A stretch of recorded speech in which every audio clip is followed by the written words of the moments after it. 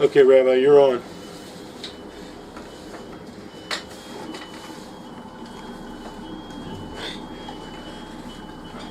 Okay.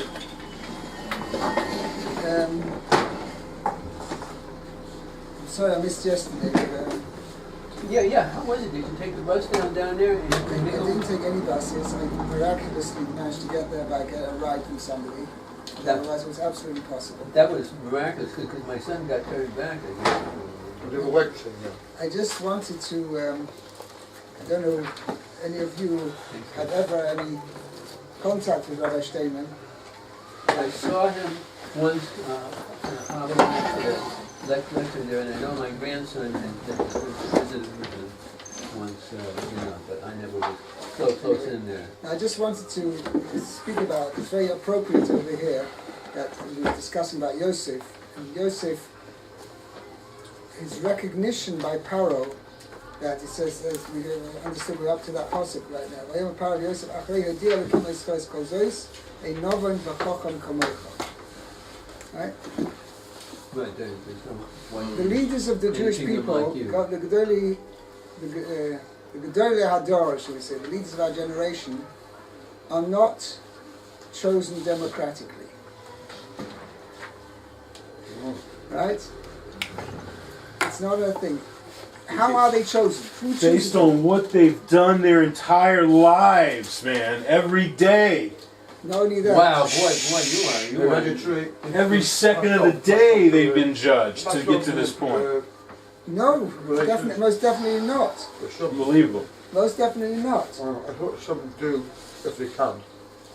There is the position of being a Rosh Yeshiva or something, particularly Yeshiva. The position, shall we say, of being the leader of the generation is something which is. I don't want to quote. One part, the first part, but it's all. What's it mean? Toil, tears, and sweat. Oh. Right? It is purely through their attachment to the three pillars on which the world stands. The Mishnah always says that the world stands on three pillars: Torah, Avodah, and Gemilas Chesed.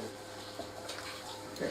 Which is Torah, learning Torah, serving HaKadosh Baruch Hu, meaning nowadays we don't have the Avodah in the Beis HaMikdash, but we have Tefillah, right?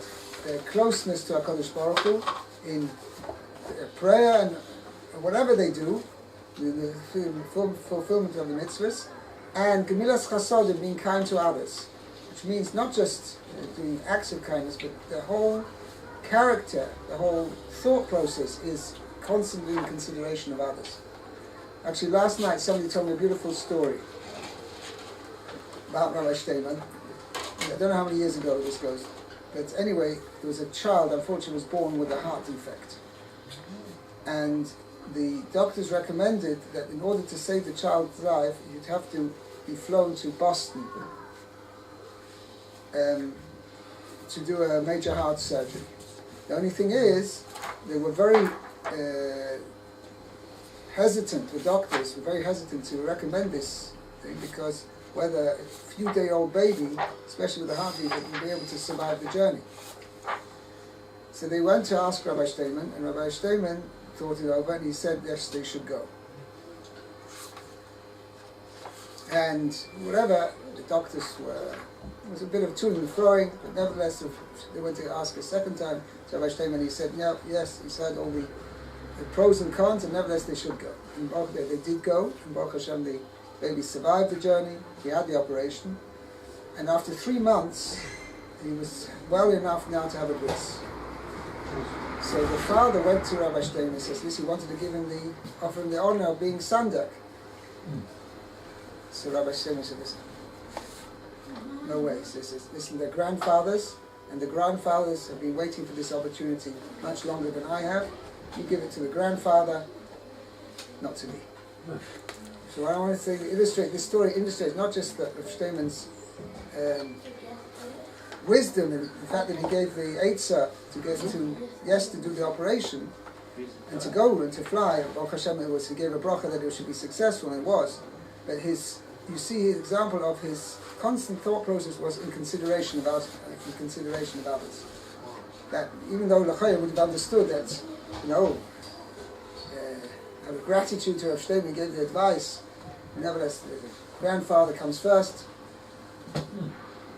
Okay, I should think we're on 40, we're up to 40 now. Pasuk 40? I think so. Okay. Are we not? I don't know, am I right? Well, okay. Okay, anyway, since you're saying we're on 40, Yaakov, you can have the first... Atati here al-Beiti. You shall be over my house, For my household, yes, means right. and by your word, Picha yishak kolami. Alami, shall all my people be fed. Rak hakisei, only by virtue of the throne, Egdal mimeka, will I be greater than you. Yeah, I would have translated more literally. Only the throne will be higher than you. I will make higher than you. Okay? Right, Yishak shall So be. now let's see Rashi over here. Now what's the word yishak? Shall Literally be it fed. sounds like to kiss. That's from Yishika. Right? Yashika, So yeah. Rashi says no, it comes from actually the word shuk, which means market, actually comes from the same root. Yishak kolami, Rashi says. Yitzan, which is actually quoting the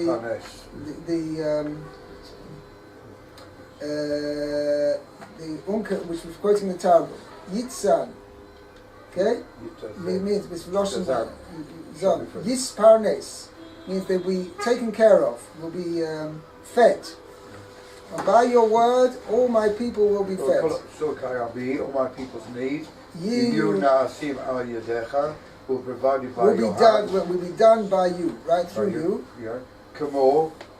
Now he's saying the word Yishak comes to the same root. Uven Meshek Beisi. And the manager of my household. Right, that is referring to Eliezer. Eliezer was referred to the manager, the one in charge of Avram Avinu's household, and he was called Ben Meshek Beisi. Right? Nowadays in Ivrit, he also called Meshek Bait, means household work. It means providing, taking care of the house. Provide purity, meaning. That's Tehillim. right, so it's in Tehillim, Perek Gimel or Dalet. I don't know where it is. Gadi Shuk Balaz. Grandisson. Garnison and offering. Right, I don't know what that word is. But it means provisions. Right? Apicha, according to my word, your word, meaning your orders, Yishak Korami, all my people will be provided for. Right, like you say, Right? only by virtue of the throne, that is. won't say by virtue. You, Korin, Limela. So That is only by being called. So I disagree a little bit by saying by virtue of the throne. It's not only the throne itself. That's what Rashi saying. Sheyukarin li melech, meaning by name only will I be greater. You seem lost a little bit, Matt. When Pasuk, chapter 41, Pasuk 40. Thank you. Okay. Absolutely, I was lost. Now, so Rashi is saying, Rak Haki say, only the throne I will make greater than you. What is the throne? The fact that I am called king.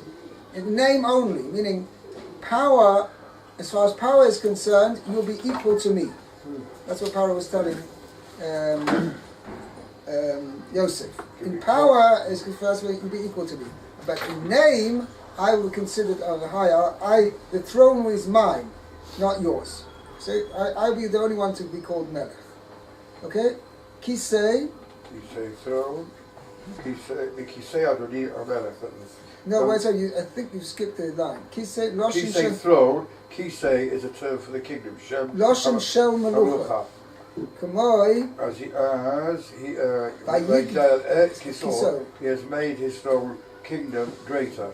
Mikise Adoni Hamelach, then the throne, then the sovereignty of right. He's made his position of sovereignty greater than the sovereignty of Adoni Hamelach, my master the king. But the literal word kise means chair, throne. So the throne is a euphemism for royalty, position of sovereignty, not royalty, sovereignty. Carte blanche, really. Okay, it says Rak say only the actual position of sovereignty I will make greater than you, meaning that I will keep that position. I'll be higher than you. Okay, Yoni, pasuk Mem Aleph.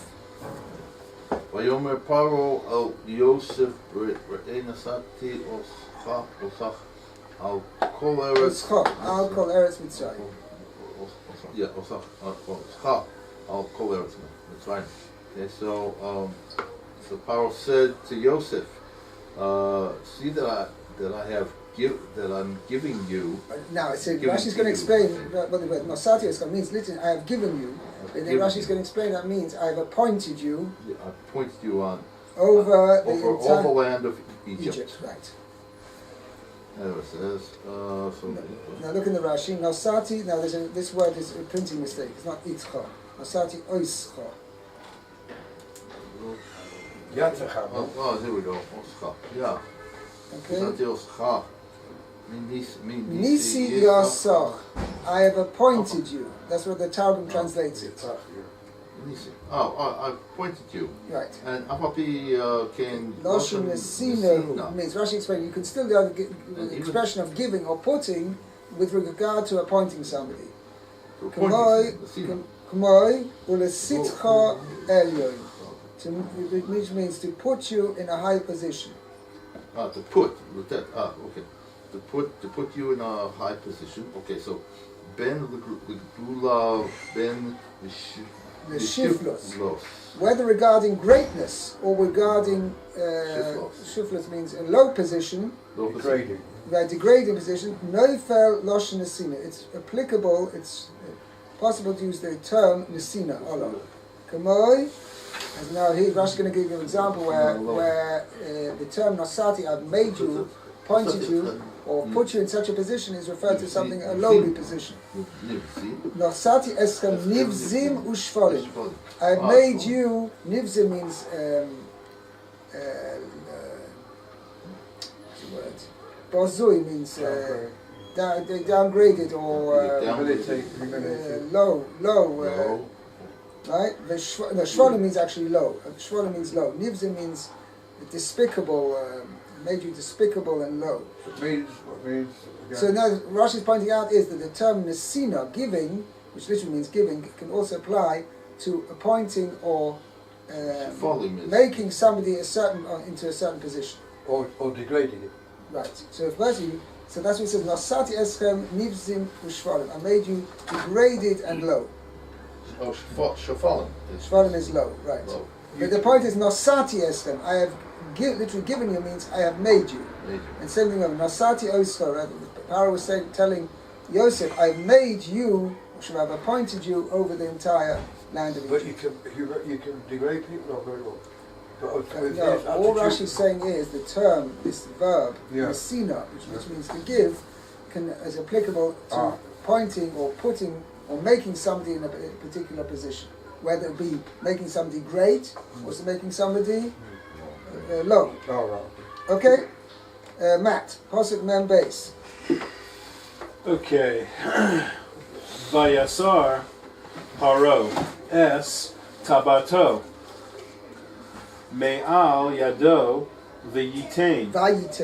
Vayitain Osa Al Yad Yosef Vayalbesh Oso Bigdei Shesh Vayasem Ravid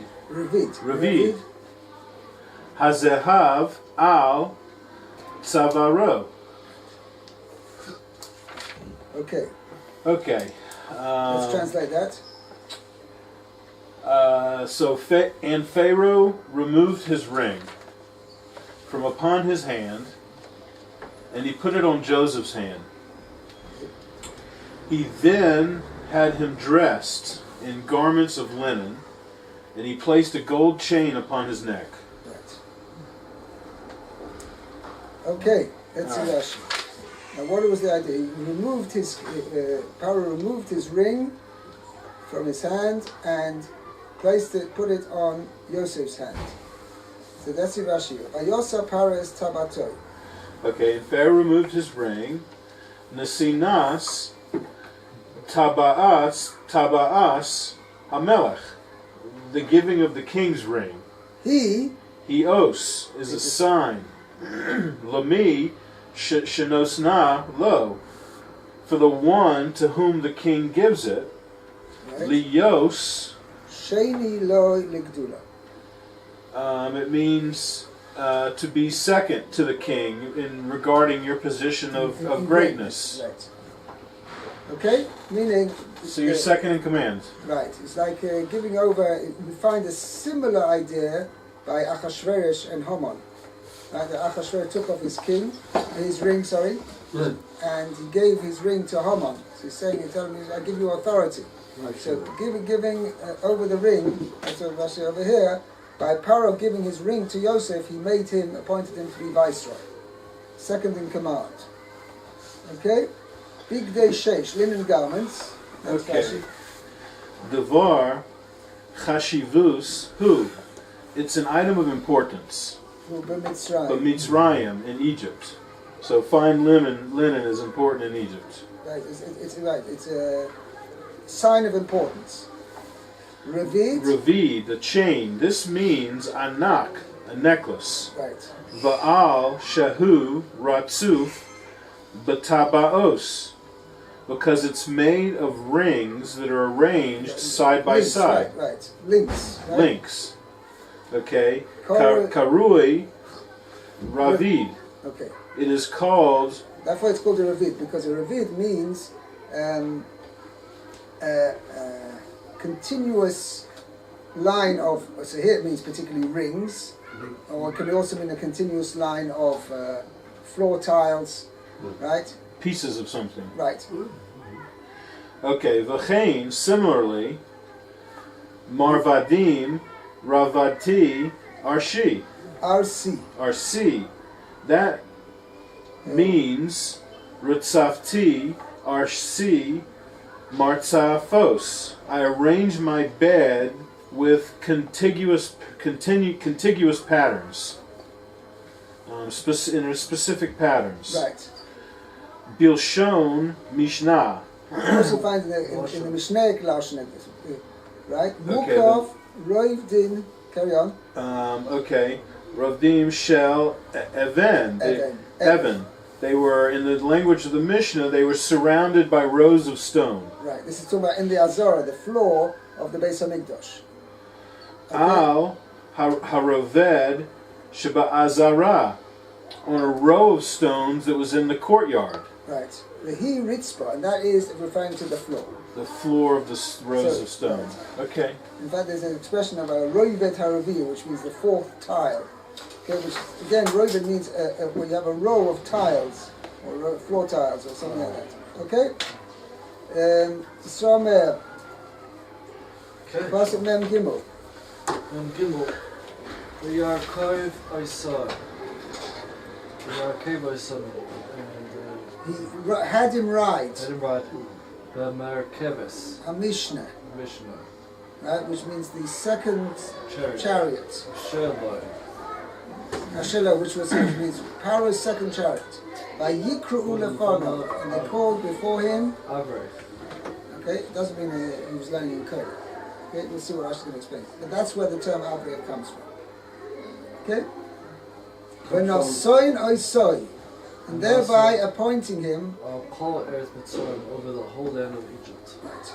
And this was another way of installing him as in this position of Israel to say that he, besides just having the Pharaoh's ring, he also now was given a special company car. Right there. Right? When the Keves HaMishnah was giving a special The special driver. chariot. Okay? And besides that, he had the whole thing. By Yikru Lefon of Avrei. Okay, we'll see what Rashi's going to explain what that means.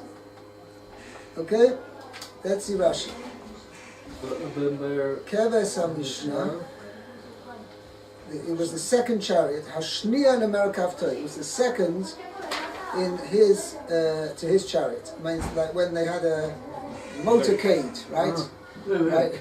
And the thing, the Paro would go out in a procession or something like that. So Paro's chariot would go first, and Yosef's chariot would go second. Okay? They still have that. The president's car goes first, and then the vice president. Yeah. Whenever they travel together. Okay?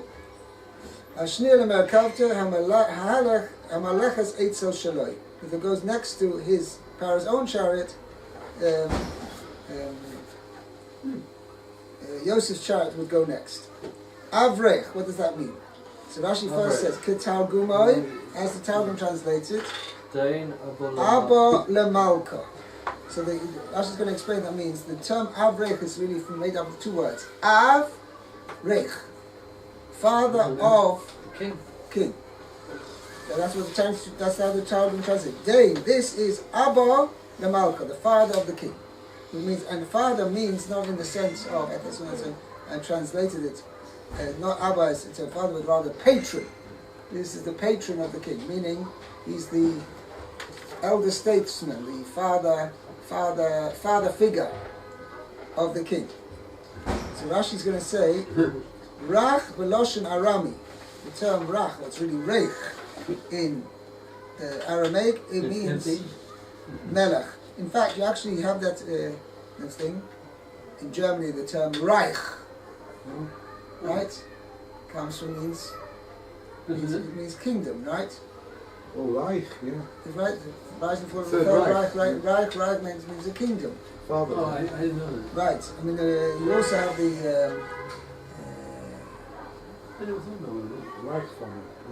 Yeah, but the also term is used for the Reich in German means, or Germanic languages means king. It probably comes from the same thing from the Aramaic. it. What this? Okay, right. The Hashutfin, right? Rashi gives another example. In Parak Hashutfin, are you in the middle of reading Yisrael Me'er? Yeah. Okay. Hashutfin, right? In Parak Hashutfin, which means the first parak of Baba Basra, the Gemara says there, Lo Reicha Reicha means he's not a king, he's not even the son of a king. It means he's saying he's of no position whatsoever. It's a terminology. But the Gemara means there, he's not a king and not even the son of a king. Okay? Now, that's the first explanation, meaning Avrech means father of the king, meaning the patron of the king, the father figure of the king.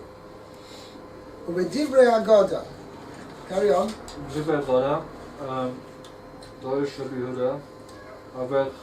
Ze Yosef. Okay? This Avrech is referring to Yosef. Why?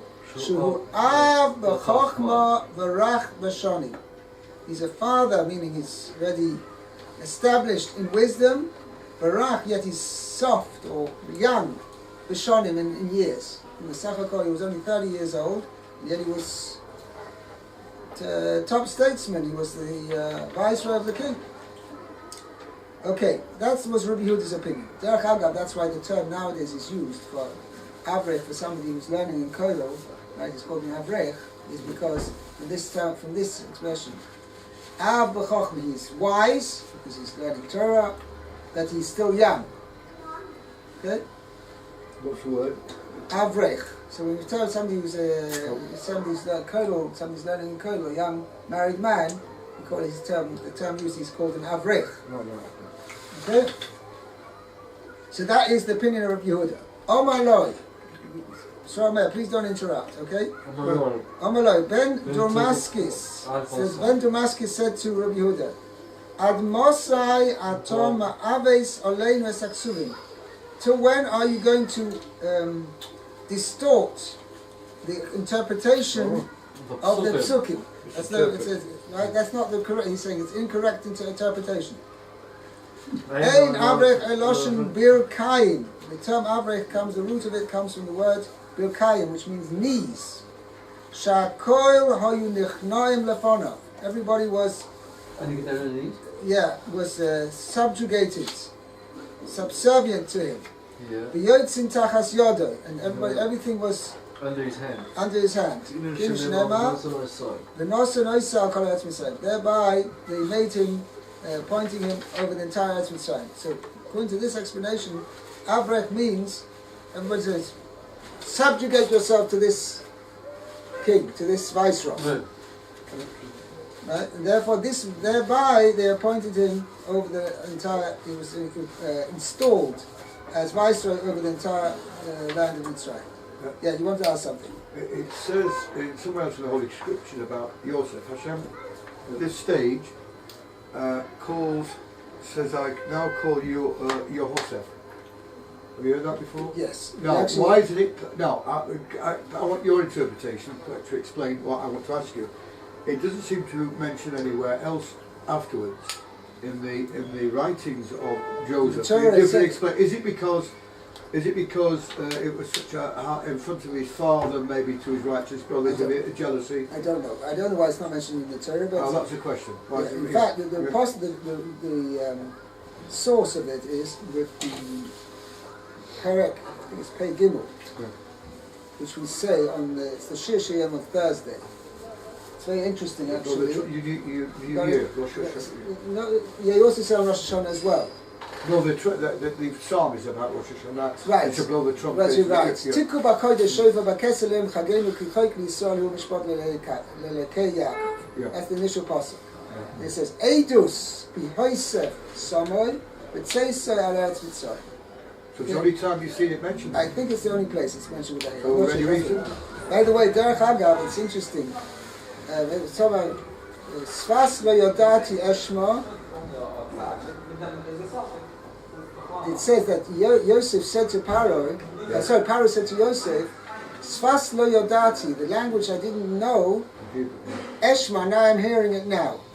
It's because the Medrash says that when Yosef came to Paro, the first thing, there were 70 steps up to Paro's throne.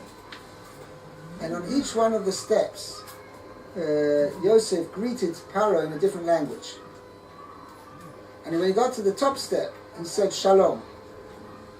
He spoke to him in Lashon HaKodesh. And Paro says, oops, what does that mean? I don't know that language. He didn't know Lashon HaKodesh. And it says, as a result of that, Paro made Yosef promise, made an oath that he would not reveal that Paro didn't know Lashon HaKodesh. That's allowed him to take Yaakov's.